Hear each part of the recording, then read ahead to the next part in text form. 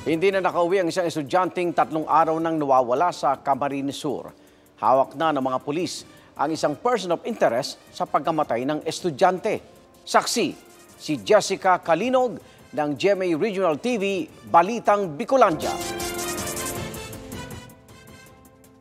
Bangkay na at natatakpan ng sako ng matagpuan ng 18 anyos na Ateneo de Naga University student na si Irish May Payonga sa Pili, Camarines Sur. Kwento ng kanyang ina, Oktubre 28, Biyernes, nang magpaalam ang anak na pupunta sa isang konvensyon ng kanilang simbahan. Hindi raw niya pinayagan si Irish May dahil may bagyo, pero tumuloy pa rin siya. May pumunta sa amin sa bahay na mga grupo, siguro mga kabataan din. Sabi nila na kami yung dapat nakasama ni Irish sa event sa CWC. Sabi ko, hindi yan sa akin na-inform ni Irish. Pinakita yung screenshot na 5:44, paalis na daw ng bus. Yung message ni Irish. So malamang nakasakay siyang bus, natuloy siya.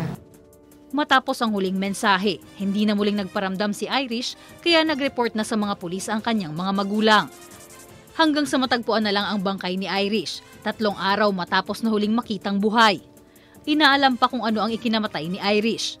Yung katawan po kasi nung victim is in the stage na po ng decomposition. So mahirap na rin pong makita doon kung may mga yung sa physical, kung may contusion or something kasi nga po medyo bloated na po siya and gawa nga po nung masamang panahon na maulan. Hawak na ngayon ng mga pulis ang isang person of interest. Para sa GMA Regional TV, Balitang Bicolandia at GMA Integrated News, Jessica Kalinog, ang inyong saksi.